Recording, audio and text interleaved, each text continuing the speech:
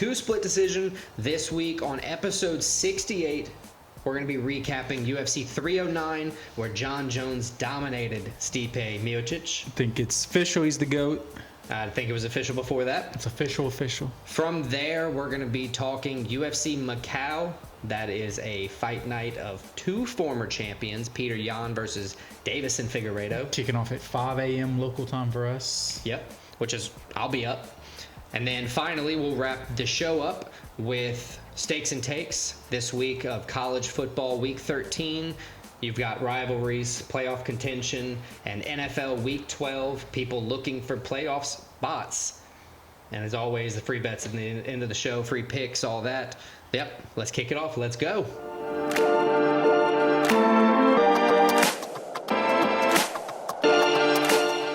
Jon Jones dominates UFC 309. He's back. He's the GOAT.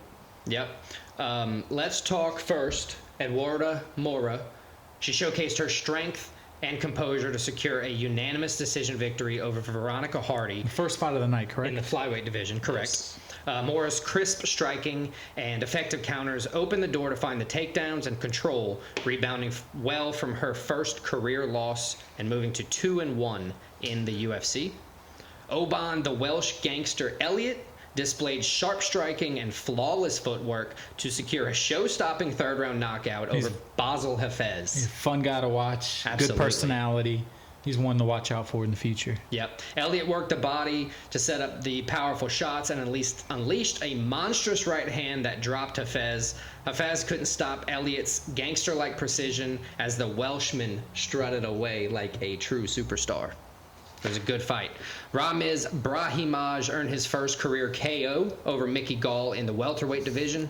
Brutal KO. Brutal KO. The underdog set up powerful shots with clinch work before landing a devastating left-right combo that sent Gall to the canvas and handed Gall his 4th straight UFC loss. Good job by the referee. I think DC pointed this out. Didn't let Mickey Gall take any extra shots. Yeah. That guy was out. Out completely. Marcin Tybura dominated Jonata Diniz early with near-perfect ground control and devastating elbows, which caused a doctor stoppage, after the second round. It was a pretty bad cut. It was. They probably could have gone, but I agree. You don't want to get hit in that too many times. It could do permanent damage later on. Pretty bad cut, and this was a stylistic matchup where it was the kickboxer versus the all-around fighter. Right. That had a ground game. Tybura had a nice game plan in this one. Yep. Tybura gets back into the win column after losing really only to the UFC's top contenders. David Onama, despite being a minus 2,500 favorite, was faced with tough competition in UFC newcomer Roberto Romero. Onama's striking and grappling prowess helped secure the unanimous decision victory. Kind of ran out of gas towards the end. Yep. While Romero displayed grit and determination, it just wasn't enough to stop Onama's adaptability. Yeah. There was a UFC vet versus a guy making his debut. Yeah. And speaking of UFC vets, Jim fucking Miller showcased his timeless, tested battle skills against Damon Jackson. That was such a sick guillotine. Gilly. Yeah, it was. Miller weathered Jackson's early storm, countered the Leech takedown with a vice-like choke, causing Jackson to tap for just the 2nd time in his career. And then shouted out Peanut the Squirrel. Yeah, needed reparations for that squirrel. Moving on to the finale of the prelims, the maniac Marcus McGee put the striking of Jonathan Martinez to the test and passed that test with flying colors as McGee's pressure and volume overwhelmed Martinez early. The thing I was most impressed with is McGee pretty much fought the last round of this fight with one leg. You're right. Despite Martinez hurting McGee, like he just said, McGee toughed it out and did everything he had to do to win 29-28. Martinez had opportunity. Yeah, in the third round, if he doesn't clinch up, keep going for that leg. He was about to get a leg knockout. We've talked multiple times, because we've covered Martinez and Gutierrez. They have dominating leg kicks, and if they use them, they can put people out. Just keep going. Yeah, you should have kept going. Fucked. He looked kind of flat the whole fight, though. He did. Martinez's respect, or McGee's respect. It was a good fight for McGee, though. Now, McGee is quietly 4-0 in the UFC. He's a fun guy to watch. Let's go straight to the first fight of the main card. Another fun guy to watch. Catchweight, Mauricio Ruffy taking on James Yantop. Ruffy, they mentioned it before the fight. Joe said it. He reminds him of fight style and the way he fights and how exciting he is of Conor McGregor. And, you know, you hear that and you're like, oh, Joe's just, you know, being exaggerating. Then he comes out, Ruffy that is, and has Conor's exact karate stance. I mean, he looked like Conor McGregor fighting out there. Yeah, he does. He's a strong fighter. Now, he didn't get the knockout this time. I believe he has maybe one other decision win or all prior. Yeah, he ended up getting a unanimous decision over Lontop. Lontop did come in on short notice. Yeah, it was a catchweight fight. I believe it was originally scheduled for lightweight and then catchweight at 166, and then Yantop went, or maybe 165. 165. And then Yantop weighed in at 166. It was a clear decision victory for Mauricio Ruffy. He got the knockdown. He didn't get as many strikes off as Yantop. Yantop showed a lot of pressure early. But boy, he had the devastating shots. He hurt. Yeah, he got the hurt His shots. He just hurting. Couldn't put Yantop out, and I think that has to do with that difference in weight class, if you want to call it that. You know, moving up. I think Lontop's just a tough dude from Peru. Yeah, from the streets of Peru. 14-5 in his career. He looks like a tough guy. Yeah, he definitely fought like a tough guy. Not anything against Ruffy. There's just nobody yet in his UFC future that I just have keep my building him eyes up. on. He's still an exciting prospect. He's, you know, I think you put him on a main card of a fight night, where he's like the co-main or maybe the third to last fight. He's an exciting guy. People will watch him. Just keep building this guy up. Absolutely, we agree. Next up, Vivian Araujo versus Karine Silva in the women's flyweight division. Araujo with the unanimous decision win over Silva. Yep. Round by round, Araujo got more active, more better, if you want to use my word prowess. Karine Silva, just another one. She just seemed kind of flat-footed. She didn't match Araujo on the striking. She didn't do, the groundwork that she needed to do. She just got kind of beat everywhere. Looking back at Araujo's career, though, kind of took for granted she's 13-6 in her career. 4 of her losses are against top 10 women flyweights in the UFC. I looked that over completely. Now she's older, that usually plays a factor. It didn't this time. She proved she still has it. She proved she's still, maybe if she's not at the top echelon of the division, she's right under them. Right. So keeping in terms that she has 4 top 10 losses in the UFC, she's now, she's still in the top 15 herself. At 37, I have 3 options for her to fight potentially. Okay. I got Tracy Cortez coming off a loss, Jessica Andrade, which is kind of a step up the rankings a couple spots, or if we're gonna say like Araujo's the gatekeeper, for that ranking position, maybe give her somebody underneath her, Ariane Lipski da Silva. It's not a bad one. I actually like the Jessica Andrade fight. I do too. When I saw it, she doesn't have a fight scheduled. A couple doesn't fights have a above fight her. scheduled, like you said. Couple rankings above her. Couple above her. She's proven. She's only lost against the best. Right. So why not give her another shot? She's beating you put girls that are underneath her, ranked below her. She's winning. Yeah. So give her another chance. I'll take it. Especially after a nice performance on a pay-per-view card. Speaking of nice performances, let's talk about one that wasn't so nice in the middleweight division. Bo Nickel got his unanimous decision win, and deservedly so, over Paul Craig. I think it's somewhere in between. There were people, Bo Nickel saying it was a great performance where he came out and did his game plan. Yeah, that might be true. People are saying it was a bad performance from him, boring. That might be true. I think it's somewhere in the middle where if you take away all the hype and everything around Bo Nickel and like the pre-fight odds. Right. Huge, by the way.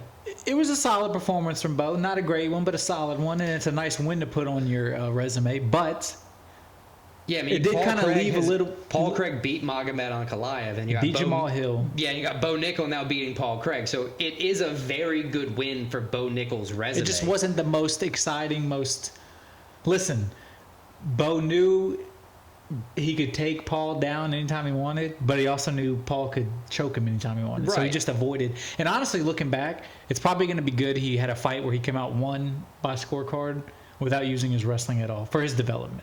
Yeah, he just needs to. Not that Paul Craig he's not known as like a great striker or anything. But right. But Paul's wants you to kind of shoot on him so he can just pull guard and choke you off. Paul's also been known to like hit your triangle or whatever. He's easy to hit because you can hit him a lot. But Bo really didn't do that. He outpointed him, but it's Right. not like Bo beat him up. Yeah, it was a clear 30-27 win for Bo Nickel. The hard thing is, obviously the UFC's pumping this guy up. Where is his next fight come from? Where is the 7-0 UFC vet at this point? I think he beat Paul Craig. Was Paul Craig ranked? I don't think he was. I think Bo's going to get a rank. No, he wasn't. He's going to get a guy in like the 12 to 15 range. So 15th rank, coming off a loss. You got, he's on my list, Michel Pereira. He just fought Fluffy, Anthony Hernandez. Yeah. For some reason, I'm big ground fight for Hernandez. So this is one that could benefit Nickel. Yeah. But you got Pereira on that hand, who has a bunch of sub wins himself. He's dangerous. I don't know if the UFC gives him Pereira. Next, other option, Paulo Costa, number 11, 2 losses in a row. He's ranked 11. I like when I saw Jack Hermanson. I think it's a guy he can wrestle. So Yeah. another wrestle versus wrestle matchup. But he's a guy who can wrestle, but he's also a guy that's not like Paul Craig, where he's going to be So I picked throwing triangles out. I like Hermanson, but I picked a slightly different route. I picked the guy who Hermanson beat. Another up-and-comer, Joe Pyfer. Big striking deficit matchup where Bo Nickel might have to use the wrestling. I don't think the UFC wants either one. I think the UFC likes both they're those both guys. trending to get parallel universes. I think they like both of those guys. Yeah. They don't want them to quite yet That's to, the to reach match of up. all, because in my mind, if they need a fight, they could make that happen, because you have to all right, who's going to go They're like the first? same guy, except one has a chose specialty wrestling, one has a specialty in striking. Yeah, I mean, he has a ton of options. I like Obviously, Hermanson, though. I the didn't think UFC is of going to try to Hermanson. build him up. I think Hermanson. I think the UFC is still looking for Bo Nickel, where entertaining fight, challenge for him, but relatively safe. Yeah, I like Jack Hermanson as the next one. Let's go to the main event. Probably the fight of the night. Yeah. I mean, As far as pure content, at least that last round, that 5th round was the round of the night. yeah, absolutely. Charles Oliveira versus Michael Chandler. Charles Oliveira dominated Michael Chandler for 4 rounds. Pretty much the second time. I mean, he almost got knocked out the first time, but he got clipped in the 5th round this time. So it's almost the Instead same of getting fight. clipped in the first round, like he did the first time they fought, that's Charles Oliveira. He got waited clipped till in the the end. 5th round. 49-46, 49-46, 49-45 scorecards. I think that second round was definitely a 10-8 round where Oliveira. Yeah. I mean, Chandler really had no answer for Oliveira.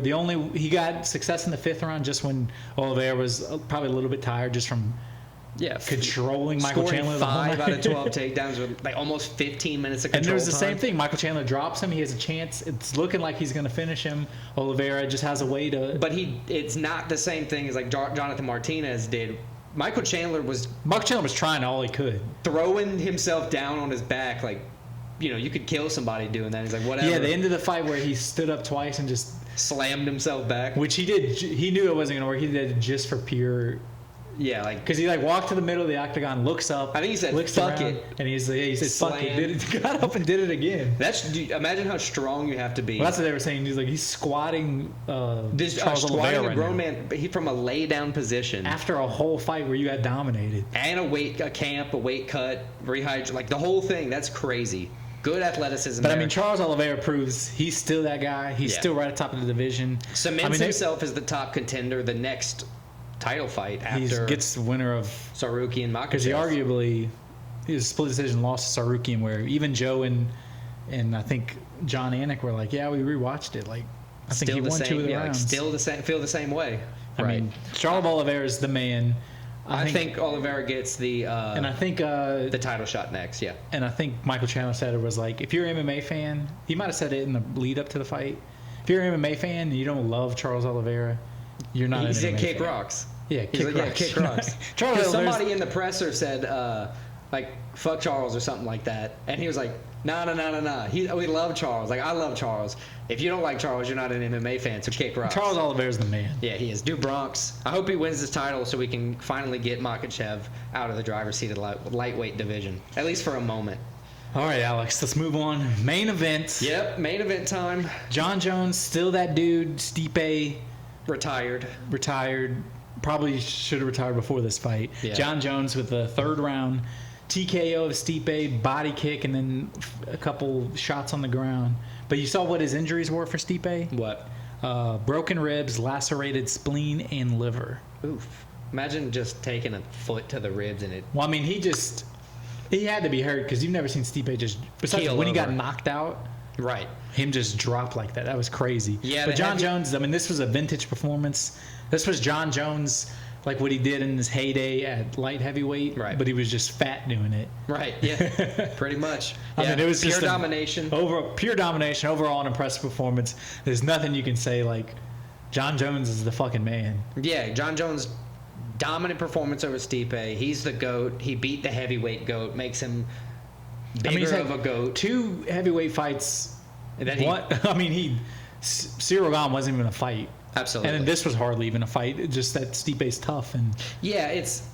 because he was beating Stipe. His first takedown of Stipe, when he like tricked him and then like, I don't know what he did, but Oh, yeah, no, I know what you're talking about. That first it's takedown- clever. He has like the strongest fighting IQ of all time. That's Yeah. what makes him. and it was like, holy An impressive shit. And fighter. his reach Or is not insane. an impressive fighter. That's what makes him even more of an impressive Yeah. fighter because of how much he's willing to learn about you before he fights you. Yeah, I mean, he was just overall a dominant performance. Yep. Jon Jones, I mean, I know he's saying he wants Alex Pereira. Dana White doesn't want any of that. Doesn't really make sense in my opinion. Yeah, It has to be Tom Aspinall if he fights again. I agree. So, like, is the question, I guess, is that it for Jon Jones? He said it's not. He said it could be, though. Yeah, but I think it's all a ploy. Like, it's all just. yeah, I mean, I think Jon Jones at the end of the day loves doing this and he needs it. For right now, he's still only 37, which a heavyweight, you still got a few. Like you can fight into your 40. Have you Glover won the seen- title at 44. I don't know 42. when Aspinall said it. I saw it today, maybe yesterday. He said Jon Jones loves to watch tape. And he's like, I love to watch tape too. But the problem with me is I've gotten 7 finishes in the UFC with an average fight time of 2 minutes. So there's nothing on me to watch. Yeah, but that's And also he's like, I've got 20 years of Jon Jones experience to watch. But that's also a double-edged sword because Right. it's also you've never been out of this like a You've never minute. been in the deep waters. He's been in the second round for like a minute and he Right. knocked. I forgot who it was. He knocked somebody out. So it's like, Pavlovich, maybe. so it's like Yeah. I mean, I that's want the to see fight to that make. fight. I think everybody wants to see that fight, given especially the crowd's reaction every time Jon Jones was in the building. Jon Jones not doing interviews because he knew it was going to be about Aspinall. About Aspinall. Everybody knows that this is the fight to make. If you're Jon Jones, it's just, as he said outright, it's just about how much money am I going And to then make. besides that, it's the guy that's you made this guy defend his interim title. Yeah, that's nuts. Like it's the interim champ versus champ. It has to be. Yeah. Or else just give up the belt and leave. Or Yeah. go do a super fight. Yeah, you can do that. But You could do a super fight in the heavyweight, but like that would but I be mean, Ngannou. at this point, does anybody want to see Jon Jones versus Alex Pereira? I don't. I mean, It's I gonna be would definitely just- watch it. I would watch it, but it's gonna. I love Alex Pereira. I don't want to see that because Jon Jones is. Yeah, it's not even as big of a what if. Like, what if Alex Pereira just hits him with the right hand and then he falls, or the left hand, and then he falls? Well, he could, but More than likely, it's More going to than be Jon likely Jones not. gets a hold of him and Yeah, just- beats him as fast as he beat Cyril Gane. with 12-6 elbows yeah. to the face. So, But yeah, yeah. Jon Jones is the GOAT. I hope he fights Aspinall. That's it for UFC's 309.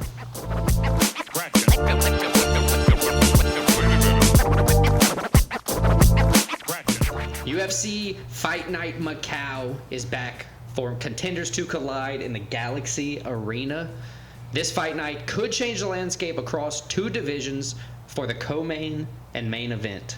But first, let's break down the beginning of the main card, Wow. starting Did with... you write that out? I did. Starting with Zhang Minyang The Mountain Tiger. in the light heavyweight The Chinese division, Mountain Tiger. taking on Ozzy Diaz. No nickname there. What you got to say about him up front?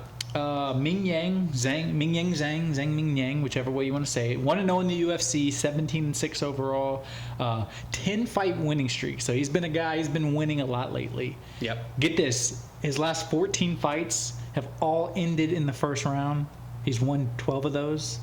So he's a guy, he doesn't spend a lot of time in the octagon. He says, I'm going to either finish you, more than likely. Yeah. But if not, you're probably going to finish me. Well, take away the more than likely, because in his wins, he has a 100% finishing rate. He's never been He to does. the scorecard in the 17 wins. One time with a loss. Diaz, on the other hand, he's making his debut. He's 7 years older. He's 33 years old, 7 years older than Zhang Mingyang. But he does have a 3.5-inch reach advantage. He has 2 straight wins. Yep. And did you see the stat about also him? 100% finishing weight in his wins. Also 100%. Also, every one of his fights, the longest he's been is like halfway through the second round. Right. So both these guys just go out there and they just I think throw Diaz, all caution to the wind. I think Diaz's total career average fight time is like 6 minutes or something like that. So this is going to be one. It opens up the main card. It's probably going to be at 5 a.m. our time, Central Standard Time. This might be one to watch because it's going to be 2 guys going out there throwing no caution to the wind, all caution to the wind, whatever the saying is. And throwing caution to the wind. Throwing caution to the wind. So here's something that I'm going to say is the difference maker here. Obviously, both guys are young in their fighting careers on the lights level, the UFC level. You got Ming Yang with 1 UFC fight, and Diaz is making his debut. We see a lot of the time where power is tough to translate, from your regional circuit to the UFC. We've seen that Ming Yang can get a finish in the UFC. He knocked out Brinson Ribeiro in his first fight. I'm going to lean on that as well as the odds being in his favor, minus 320 for Ming Yang. I'm going to pick Zhang Ming Yang as my pick for the winner by knockout on this one. Yeah, I got Zhang Ming Yang too. Same thing you said. We've seen his power translate. Also, this fight being in China, close to China, it's got to be some home field. I'm sure he's excited to fight in front of his home fans, as a lot of these Chinese fighters are. Half the time they have to go dishonor your country. Well, half the time they have to go halfway around the world to even fight. That's true. So I'm sure if you're fighting near home, a little extra. It definitely makes you less tired. Yeah, but Zhang Ming Yang. Let's go to the next fight. I'm surprised. We talked about title implications. This one has plenty of title implications. I'm surprised it's this early in the card. Yeah. Still in the light heavyweight division. Volkan Ozdemir taking on Carlos Ulberg. This is a fun one. Ozdemir is older. Slightly older, slightly smaller. He's got a striking background. Ulberg, though, he wins this. He's 6-1 in the UFC, 10-1 overall. He wins this. Ulberg lost his debut by knockout, and then won 6 in a row. Right. The Blackjack has a 71% finishing rate in his UFC fights. 5 straight finishes. His last 5 fights, he's won by finish. It's pretty impressive. If he wins this, he's either title shot or one fight away from a title shot. Uzdemir's no slouch, though. I was about to say, let's give the man some credit. He's on a 2-fight win streak. 20 wins, 7 losses overall, 8-6 in the UFC. But as you said, 2-fight win streak. Both of them by first round finishes too. His last fight, he knocked out Johnny Walker first round. Fight before that, he had a first round submission. Yeah, his extensive list of opponents He's won 3 out of 4. Yeah, he fights Yuri everybody. Prohaska, Magomed Ankalaev, Anthony Smith, Dominic Reyes, Daniel Cormier. Admittedly, he lost all of those fights. But with the man only having, 7 career losses, and I just listed 5 of them being gigantic names. He's fought the top of the top. We'll take it. I still think Carlos Ulberg is that dude, and I think Carlos Ulberg is a different dude right now in the UFC. 11-1 in his career, 6-1 in the UFC, like we said. I got Ulberg winning. Odds are in his favor. I think he could get a finish over Ozdemir as well. I got Ulberg too. I think I'm really high on Ulberg. I think he is legitimate, he's a serious title contender. I think he can compete at the top of this division. I agree with you. I think he gets a finish in this. I think it's going to be a very good win and a very good fight for Ulberg. Let's go to the next fight. Wang Kong taking on Gabriela Fernandez. The one thing I know about Wang Kong, other than that she's undefeated, 6-0. She's done the Joker face paint, and it is absolutely terrifying. Yes, if you I've seen look it up. That's her nickname, by the way, the Joker. As you said, undefeated, 6-0 in the flyweight division. 1-0 in the UFC with a KO, a first-round KO in August in her last fight. Right. Fernandez 9-3 overall, 1-2 in the UFC though. She did get her first UFC win her last time out. It was a split decision win against Carly Judice. That was in June. Biggest odds disparity on the card. It's minus 950 to plus 550 in favor of Wang Kong. One thing I'll say bad about Gabriel Fernandez, lazy nickname, Gabby. Yeah. Come on. They just called her that growing up. Yeah, this is like your actual nickname. They called her up and they were like, hey, Gabriella, what's your nickname? And she was like, Gabby. They're like, "Are you sure?" She's like, "Yeah, okay." Yeah, at that point, just don't go by nickname. Right. So here's the thing: both southpaw strikers as their backgrounds. Wang Kong doubles. Now, granted, it's one fight in the UFC, but she's doubled the striking output of Gabriela Fernandez. So you like that if you're a striker versus striker with the same stance. It's one fight in the UFC, but she's also had 2 straight first-round finishes. She does. Both girls, rare finishers. You got 4 wins by finish for Wang Kong and 5 for Fernandez. So I think it's going to be an interesting, good fight. I mean, Kong Wang. There you go. Has finished 4 out of her 6 fights. She finishes more fights than she does. And hasn't missed a takedown in the UFC. I got to lean Wang Kong. The odds are so far in her favor. I can't go against them at all. Everybody Wang Kong tonight. There you That's go. all I got to say. Song Kanon in the welterweight division taking on the king of Kung Fu, Muslim Salikov. Is this cultural appropriation? He's going to China as the king of Kung Fu, a Russian? I think he fought in China for like Probably 15 years or something like that. Because Muslim Salikov's 40 years old.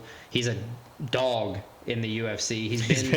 He's been around for forever, I feel like. He's only got 5 losses on his career, but he's taking on Song Kanon, 22-8, 9 wins by KO, 9 by sub.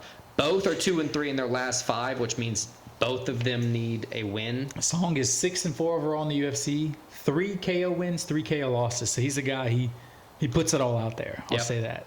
Kanon beat Ricky Glenn last time out. He's alternated wins, losses. That's Song in his last 4. Yep. As you said, a win his last time. And Salikov is, like I said, 40, but he's built Ford tough. Only being finished 4 times in his career. Coming off of a win in June. Mm-hmm. He did lose 2 in a row before that, so it was nice to see him kind of in that skid a little bit for Muslim. So talking about that skid, right, if you look at it, it was 2 knockouts in the past 3 losses, right?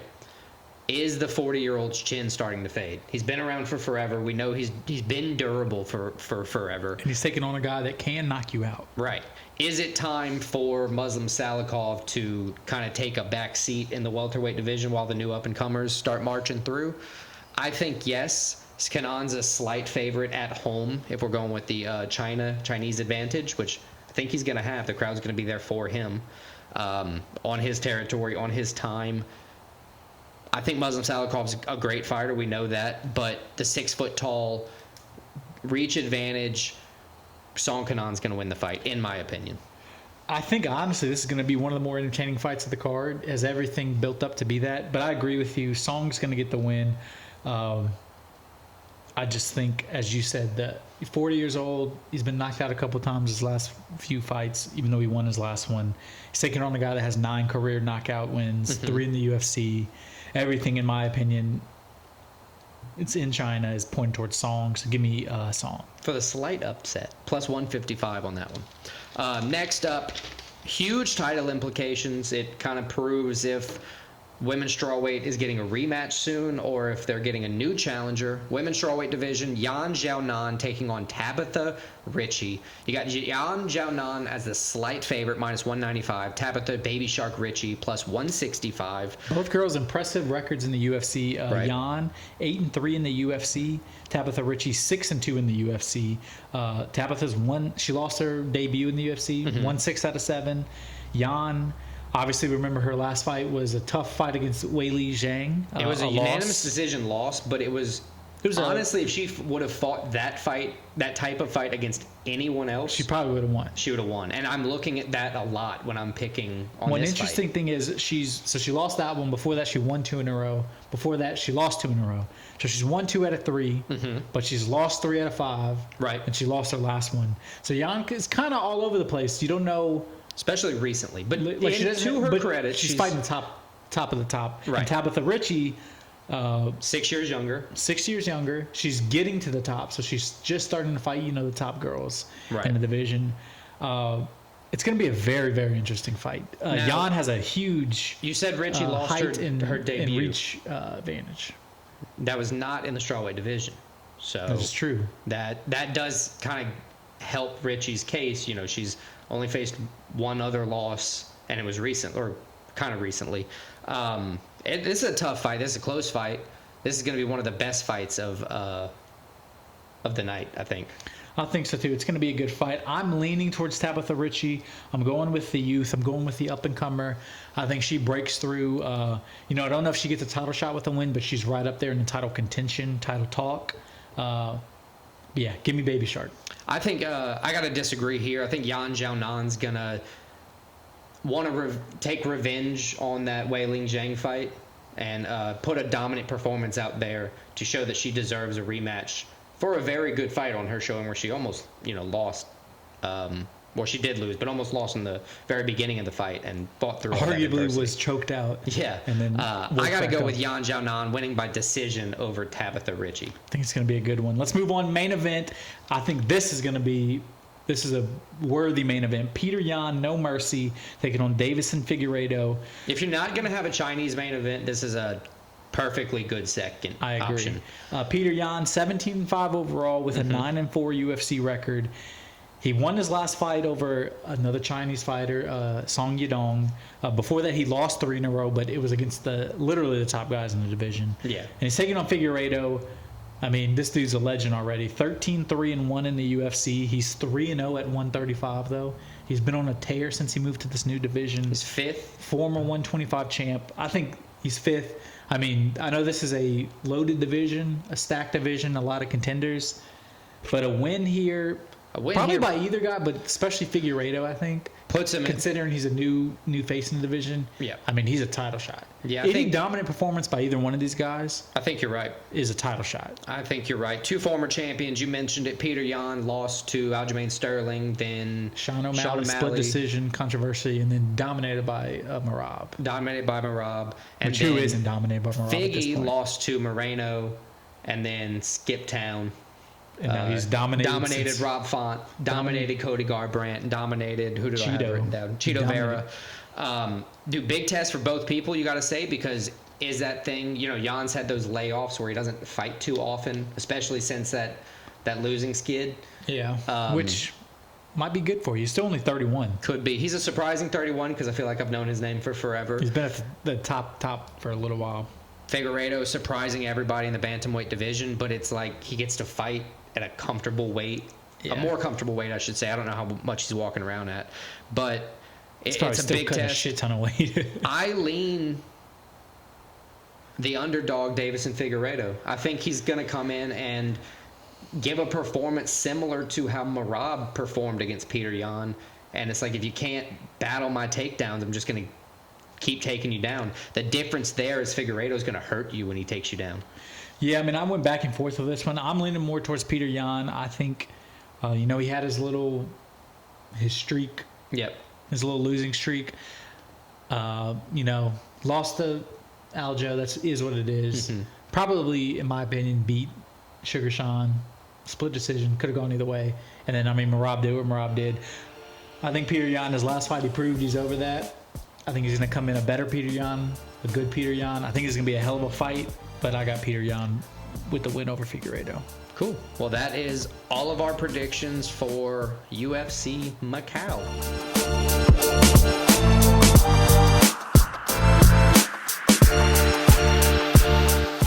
College football playoff race is in full swing, Alex. We got 5 games this week that are directly impacting the 12-team playoff field. It's getting exciting. Conference championships are going to be more in focus after this week. As I said, the playoff spots are going to be more in focus. Some big rivalries. Let's get into it, Alex. Again, 5 college football games. Right. And the first one we're going to cover them in order of when they're happening. Okay. And the first one is probably the biggest one of the weekend. The 5th-ranked, biggest surprise in the whole country, Indiana Hoosiers, 10-0, 7-0 Big Ten record, going to Ohio State, taking on the 2nd-ranked Ohio State Buckeyes, 9-1, 6-1 in the Big Ten. Indiana can pretty much clinch a spot in the Big Ten championship game with a win. They are huge underdogs, though. Are they currently atop the Big Ten? Oregon is 8-0 in the Big Ten. Okay. They're 7-0 in the Big Ten. They're one of 2 undefeated teams. Oregon is officially pretty the Big crazy Ten came for out today, 3 days later, and was like, "Yeah, we ran all scenarios. Oregon has officially clinched the Big Ten title like the Big Ten title game. Oh, okay. But it's still like what? That's sucks for Indiana. But Indiana can make it still. Yeah, but that's true. Indiana comes in, as I said, undefeated, 10-0. They are 13.5-point underdogs on the road. Yep. So still not a lot of respect given to Indiana. Last week they're coming off of a win against Michigan, not their best game of the year, but hey, at this point it's wins or wins. Yeah, no, you're right about that. I was looking at Indiana's like quarterback stats and Ohio State's quarterback stats. Weirdly similar, like close to the amount of yards, close same touchdowns, interceptions. And then you go a little bit further, the wide receiver core, pretty much the freaking same. Running backs, dang near the same. It's crazy. Besides how last close. week, Indiana's really just beating the shit out of everybody. Yeah. Too. Now the one thing I gotta say is like a little bit different is Ohio's strength and schedule, right? Ohio State, yeah, that's true. You got to be specific. Ohio State's strength and schedule is a little bit harder than Indiana's. Yeah, but this is Big Ten play now, baby. So I think the spread is probably going to be pretty accurate. You know, Vegas knows, as they say, the over-under is 51.5. I think it could be a still high-scoring game with Ohio State just putting up more points. I pick Ohio State. I'm all in on Indiana. I'm all in on the Cinderella team. I think they go to Ohio State, get a win. Huge upset. Give me the Hoosiers. Good luck, Will Howard, then. Fuck Will Howard. That's the Hoosiers quarterback. No, that's the Ohio State quarterback. Oh, yeah, you're right. That is. I'm saying good luck, Will Howard. Rourke is All right, let's go to the next game. Number 9, Ole Miss. Number 9, Ole Miss. 8-2, 4-2 in the SEC, right in the middle of the playoff race. Going to Florida, taking on the 5-5, 3-4 in the SEC Gators. Gators coming off of a big win over LSU last week. Ole Miss, a bye week last week. Week before that, though, they beat the shit out of Georgia at home. Both teams coming off of surprise big wins. Ole Miss at this point, they're pretty much 2 wins away from being in the playoff. That's what their focus is on right now. They just got to win these next 2 games. They're going to get in. They come in 10.5-point favorites, road favorites, going to Florida. I think that's fair. This Florida team, though, they've been playing well lately. Weirdly well. Unexpectedly well. Played very well with Georgia. They were actually winning the game till their quarterback got hurt. Yep. Ended up losing that game. They went to overtime. Didn't they have to put a redshirt sophomore in there? Yeah. Which, there you go. Went to overtime with Tennessee. They could have won that game. As I said, they beat LSU. They've played a lot of teams very close. I think this is a Florida team that's Billy Napier starting to turn around a bit. I think this is going to be a very, very close game, a very competitive game. I think Florida covers. I don't think they lose by 10 points. That's covers. I think it's going to be a touchdown or less game, but I think the Rebels figure out a way to get a win. I got Ole Miss. So in Ole Miss's 8 wins this season, they have won by more than 10 points every time. Their 2 losses, obviously, are the only 2 times Kentucky they haven't. and LSU. Right. So by what you're saying, at least based on how the stats go, it looks like Florida would get that upset win. I got to pick Ole Miss winning. I'm not trying to pick the spread or anything here. I just think they're going to find a way to get the win. Jackson Dart's been accurate throwing the ball through the air. You know, he's been protective. He's only thrown 4 interceptions. So ride that as he's been all season. And they only lost 2 SEC games, so I guess that's tougher competition anyway. But yeah, let's move on. Next game, big Big 12 title game implications, which in and itself means big playoff implications. The 14th ranked BYU Cougars, 9-1, 6-1, still tied at the top of the Big 12, taking on Arizona State, 21st ranked, 8-2, 5-2. Arizona State, nobody's talking about them this year. They've had a great season. They've really turned it on as of late. Yep, they did. Arizona State at home, 3-point favorites over BYU. BYU coming off their first loss of the year, losing at home to the now 4-6 Kansas Jayhawks, 17-13. Their offense has just dissipated the last 2 games. They barely beat a struggling Utah team the week before. Arizona State last week beat Kansas State. They have all the momentum going for them in this game. BYU, they lost last week, as I said, but it's been kind of you've almost felt like a loss was coming for them. So is it a loss going to be good for them, or is the loss going to be the thing that finally they lost and the dam breaks? I'm convinced. I think the dam's breaking. They've dropped from 6th to 14th in the rankings. What else is there to say? ASU got the upset win over Kansas State. And now ASU will win. They're in the Big 12 title game. We both went 4-1 in college football picks last week, right? Yes. That was my loss. That was my only both of loss our was losses Arizona ASU. State. So I gotta ride the ASU Lightning. Nobody's talking about it, but somehow we did last week. Shout out to us. I'll pick Arizona State. I agree with you. I think Arizona State is the hotter team. They have the momentum. I gotta scratch out BYU here. I think they get the win over BYU, and Arizona State's going to be right in the thick of the Big 12 race. Right in the thick of it. All right, let's go to the next game. Army at Notre Dame. And they're playing at Yankee Stadium. Does Notre Dame get the home field advantage still? Well, it's New York. Okay. Neither team. Army's technically in New York. But 19th ranked Army, 9-0. They've already clinched a spot in the AAC championship game. And they're taking on the 9-1 Notre Dame Fighting Irish. Notre Dame's been on a tear since they had their loss to Northern Illinois. They got upset early in the year. There was a home loss, which it's hard to beat Notre Dame at home. And it's probably been one of the best things that could have happened to them because they've just been a different team since then. They've been dominating teams they've played. They beat Virginia. Not that Virginia's that good, but they beat the shit out of Virginia last week. They got a pretty good running game. Pretty good running game. Their quarterback can run. Yeah. Notre Dame, again, they're a team. They 9-1, so they have 2 games left. They just went out. They're going to be in the playoffs. Yep. Army still has an outside chance. If they win out, they're going to be in the playoffs. I think this is going to be a good game. I think Army is going to play a lot closer than the big Navy game we had a couple weeks ago with Notre Dame. This quarterback for Army has 21 touchdowns with like 1,000 passing yards, it says. Well, look at his rushing yards. That's kind of ridiculous. Look at his rushing yards. They're running. Oh, wow. He's like a running back. That's crazy. Yeah, they run the triple option. They just run the ball down your throat. Good job. I feel like Notre Dame's going to have success stopping that. Notre Dame's been a little bit more complete team since that Northern Illinois loss. I think Notre Dame's going to win, just simply. My heart wants Army to win. My head's telling me Notre Dame. I'm going to go with Notre Dame. You're going against the recruiters. Going against the recruiters. All right, Alabama, number 7 at Oklahoma. Oklahoma's had an abysmal season. Yeah, Oklahoma, their first year in the SEC has just gone absolutely horrible. Not as bad as Auburn's, though. I mean, almost. They lost to Auburn. That's true. Oh, yeah, you're right. Just as bad as Auburn's then. Alabama, as you said, 7th ranked, 8-2, 4-2 in the SEC. Again, team they pretty much went out. They're in the playoffs. Yep. Oklahoma 5-5, 1-5 in the SEC. That's crazy. Alabama on the road at Oklahoma. Oklahoma is usually a perennial top 10 team. Mm-hmm. Alabama's on the road, 14-point favorites at Oklahoma. It just tells you what the season's been. I almost wanted to give like Oklahoma that, man, they had a tough schedule, but they literally signed up for this. They wanted this smoke. Well, look at Texas. It's their first year in the SEC too, and they're tied for the top. That's why you can't give them the tough schedule kind of thing. Milrow's been good pretty much all season. Like, he's had a couple bad games, but he's been pretty good all season. Ryan Williams, that 17-year-old kid, has been awesome. The man, yeah. He's the man.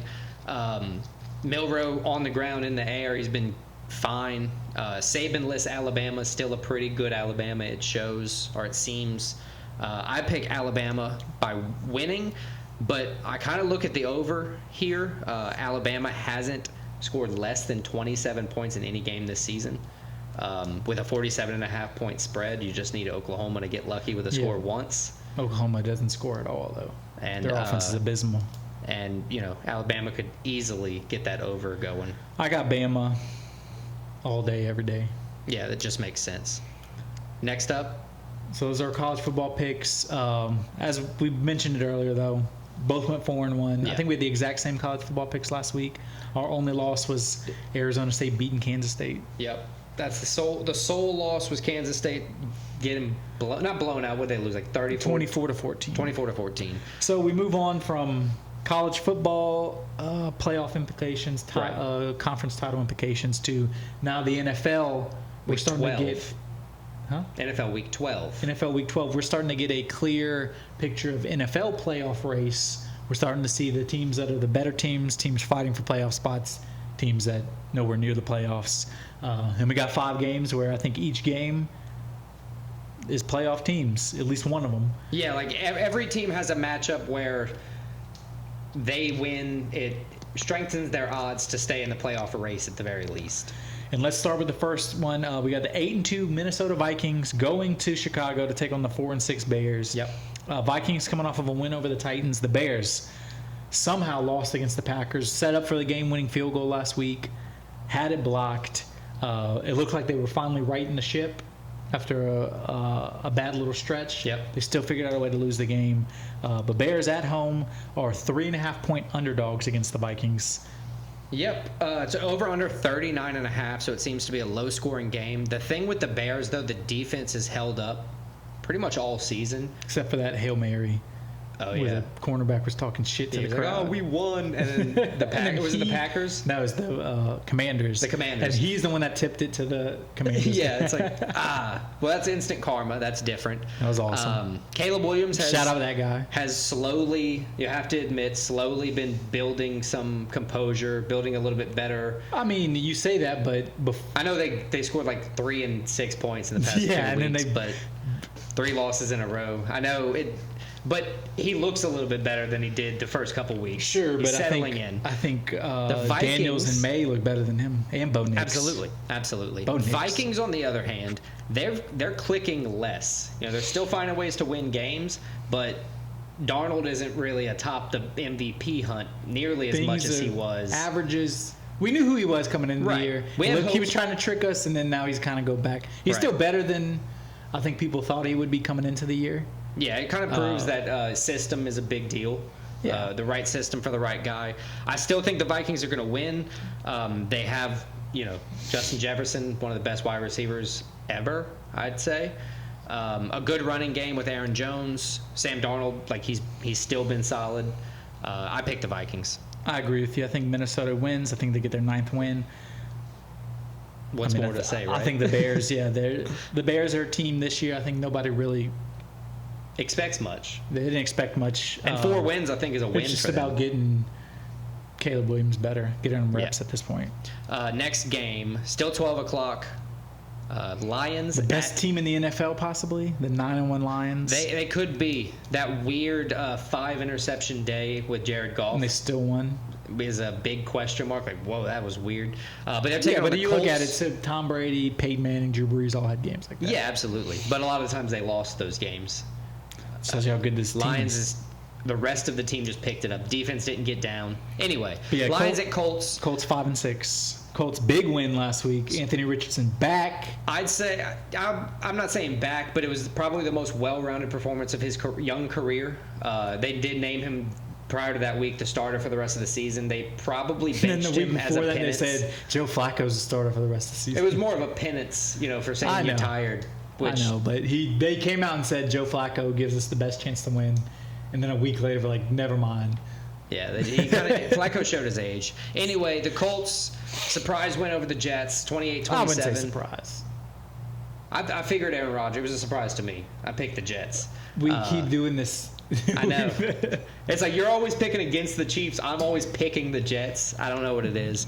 I'm picking the Jets too. It's like now they've won 3 games. They suck. This week, the Lions are favored by 7 points with the Colts at home. Over under 49.5. The Lions have put up 52 points twice this season. Once completely defensively, once completely offensively. Once last week. And that's pretty fun. They're fully steamrolling. They're everybody. The best team, the most fun team to watch. They lost to who? The Ravens? I think they lost to the Ravens and somebody else. That's it. They lost 2 in a row, or 2 out of 3 early in the season. The Lions are 9-1. Oh yeah. So they lost 1. I was thinking of that other team. But that I don't. They've been performing well. Jared Goff has 2,500 yards and 9 interceptions, and that's with throwing 5 interceptions 2 weeks ago or 3 weeks ago, whatever it was. I think the Lions are going to go to Indianapolis and win. I agree with you. The Lions are a team right now. As heavy-hearted it makes me to pick against the Colts, I'm just not going to waste a win. I love the Lions. I love watching them. Give me the Lions all day. Next game is the going to most disappointing team in the NFL. Probably. A 3:25 game our time. What is that? 3:20? Oh no, it's not. Don't make me look like an idiot. In San Francisco. 49ers at the Packers. The 5-5 49ers at the 7-3. Packers quietly 7-3, by the way. That division's crazy. You get the 9-1 Lions, the 8-2 Vikings, and the 7-3 Packers. And that's why they're quietly 7-3. And then the Bears. Packers, again, last week blocked a field goal to beat Chicago. 49ers had a loss against Seattle last week. I feel like that's just their MO right now. They're like up and down, up and down. Yeah, they are up and down. They're 5-5. If they somehow are able to make the playoffs, 49ers, I still think it's a team that nobody would want to play and A healthy 40. Like they just got CMC back. Kittle will probably be back this week if I had to guess. I imagine that the last 7 weeks of the season are going to be in favor of the 49ers more often than not. And that would have to start this week. Although Packers are a hard team to beat. They've only got 3 losses, like you said. Jordan Love is the best trade-off for Aaron Rodgers that you could have made, I feel like. They made the right call at the right time. Right. They let him sit on the bench for a year or whatever, a year or two, and then letting Rodgers go to the Jets. Well, they've now done it twice. They did it with Brett Favre. They're making good long-term decisions for their quarterback, which a lot of teams should take note of. Maybe Saints. The Bears. A lot of teams. Every team in the NFL except for like 5. So Packers lost to Detroit, Minnesota, and Philadelphia. I think with how weird the 49ers have been and how consistent the Packers have been, I think the Packers are going to get it done at home. I think with how weird the 49ers have been, this is going to be a bounce-back game for them. Sorry. I got San Francisco going on the road, beating the Packers, who haven't really been that impressive the last few weeks. Yeah. Barely beat the Bears. I think they barely beat the Jaguars, barely beat the Texans. Mm-hmm. Lost a couple games in there. Give me the 49ers. Okay, that's fair. I could definitely see them winning. It's a close spread with Green Bay at home -2.5, so it barely is the home field advantage. I could see either team winning. Let's go to Sunday night. Eagles at Rams. Eagles 6 straight wins. Eagles are back. 6-0 since the week 5 bye. Remember, they did the opposite. They started well last year. Had a last like 7 games of the season were atrocious. And the first couple games of this season. Yeah, and we were like, the Eagles suck. Cool, we can just move past thinking of them. Yeah, now they're good then again. they are quietly 8-2. And the Rams 5-5. I feel like that's just like the Rams. Since they won the Super Bowl, that's what they are. They traded their soul for SoFi Stadium and the Super Bowl. I get it. Yeah, it was the right move for them. The Eagles they're 3-point favorites on the road, but really no team is a road team when they go to play the Rams for some reason. It's like going to play the Cowboys. Right. And the Eagles 4-1 in away games this season. Pretty impressive. That's a good win, stat for them. Their last game against the Commanders. Rams coming off of a nice win over the Patriots. This is actually going to be my guest pick of the week, though, from my beautiful fiance Clara. Nice. Eagles, also one of her favorite teams. Why? Jason Kelce. Yeah, I should have guessed. I mean, the Eagles are fun to watch.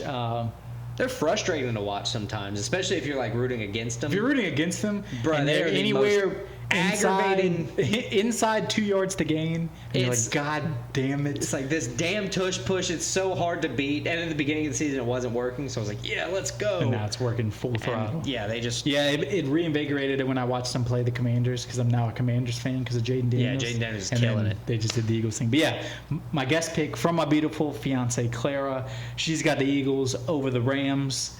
So I'm riding with that. Give me the Eagles. Give me and Clara the Eagles. And then let's go to the last game Monday night.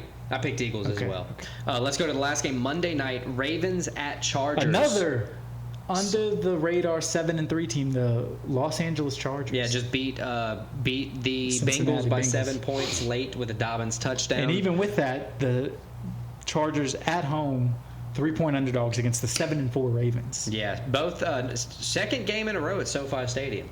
Second game in a row. Nice. Sunday night and Monday night. Yeah, that is weird. Both home teams not favored. So let's see how that goes. And the Ravens are also, they're 7-4, but they're the most, out of all the teams you would say are elite and are Super Bowl contenders, like legitimate Super Bowl contenders, Ravens got to be the most inconsistent and frustrating. Well, I want to say that, but then you look at like their losses. Their last week loss to the Steelers. Steelers are out of nowhere good. What are they? They're 8-2 themselves. Yeah, so what about the loss to the Browns 2-3 weeks ago? Right, but that's with Jameis Winston. You know as well as I do, anything can happen with Jameis Winston. You had to be a fan of his for a while. Saints. I know. Beat the shit out of him. But that's what I'm saying. Is like anything can happen with those weird backups like Gardner Minshew, Jameis Winston, I know, Jacoby but the Brissett. Ravens are still, I think, with the talent and everything they have, they're very inconsistent with how good they are. Mm-hmm. But they always rebound well. I think this is going to be a rebound game, prime time. Lamar Jackson's going to show out. Derrick Henry's going to show out. Yep. I like the Chargers, but I think they're going to be brought down to earth just a little bit. I got the Ravens winning. Yeah, I mean 7-4 will be nothing to scoff at if they lose. Yeah, but they're still I right think there, as playoff well the race. Ravens are going to win. So before we go to the bets for the week, let's run through our 5 college football picks. Yes. And quick through our 5 NFL football picks, just so all 10 are kind of in the right spot. Yeah, so for college football, got Indiana over Ohio State, Ole Miss over Florida, Arizona State over BYU, Notre Dame over Army, Alabama over Oklahoma. Then I have the Detroit Lions over the Colts. I have the Minnesota Vikings over the Bears, 49ers over the Packers. My beautiful fiance Clara has the Eagles over the Rams, and then the Ravens over the Chargers. Perfect. I'm going to start off with college football. I have Ohio State over Indiana, Ole Miss over Florida, Arizona State over BYU, Notre Dame over Army, and Alabama over Oklahoma. And for NFL, I have the Lions over the Colts, the Vikings over the Bears, the Packers over the 49ers, the Eagles over the Rams, and the Ravens over the Chargers. Do you have your UFC picks handy? We can give our UFC Macau picks real quick as well. I got UFC picks: Ming Yang Zhang, Carlos Ulbrich, everybody Wang Kong tonight. Right. Song Kenon, Tabitha Ritchie, Peter Yan. Really helped you out with the names at the end there, buddy. I got, starting off with the first fight on the main card of UFC Macau, I got Zhang Mingyang over Ozzy Diaz. I have Carlos Ulberg over Volkan Oezdemir. I've got Wang Kong over Gabriela Fernandez. Song Kanan over Muslim, the King of Kung Fu Salikov. And Zhao Nanyan over Tabitha Ritchie. And Davison Figueiredo over Peter Yan. So those are our, this sounds like, 16 picks this week? 16 picks. So those are all 16 picks this week. We're each going to give you 5 bets to wrap it up, and we'll go home happy. Yeah, last week, Alex, I went 11-4 total in picks, but somehow 0-5 in bets. That's just quite silly. I'll have the records posted in the little bottom bar with, total up and down units. Yeah, so right now, I'm just going... Get your money back, or get back to even. We'll see. Trying anyway. I'm taking some risk again this week because honestly, going 0-5 is just as hard as going 5-0. So I'll take that as, hey, we're on the right track. Somehow we're on the right track. I got 5 bets, of course, 3 college football, 1 NFL, 1 UFC. Nice. Lay them all on me, and then I'll kind of do the same thing you did. Okay, I got the Indiana Hoosier money line at plus 340. Okay. I have Notre Dame minus 14 points over Army at minus 110 odds. Then I have Alabama at minus 14 points over Oklahoma at minus 115 odds. I have Tabitha Ritchie money line plus 160 and the 49ers money line plus 115. So 3+ odds. Fuck it. Nice. I like it. Last week, I went 10-5 in total picks, 2-3 in total bets. I got Charles Oliveira right, Karine Silva wrong, Chiefs money line wrong. They finally lost a game. And then the one college upset, Kansas State lost. But the Packers I got right, so good for me. This week, I got 5 more bets. I'm up, or I'm slightly down, I guess, for the total season, so I'm still trying to play conservative and get back positive before the Super Bowl. Ravens money line minus 155. Eagles money line minus 155. Indiana versus Ohio State over 52.5 points at minus 110. Carlos Ulberg money line minus 245. And Song Kanan money line plus 155. I've decided to put 2 units on everything. Keep it consistent. Keep it pretty normal for me. All right. But yeah. So those are picks, those are bets, and I think that's episode 68. That about wraps it up. Next week, no UFC for the first time in a while. Yep. Take a break on UFC. So we'll have college football week 13, I believe. Yep. Or let's see. No, NFL week. NFL week 13, college football week 14. Week 14, we'll get playoff picture a little more clear, conference titles a little more clear. We'll give you some more bets. So yeah, check it out. Peace.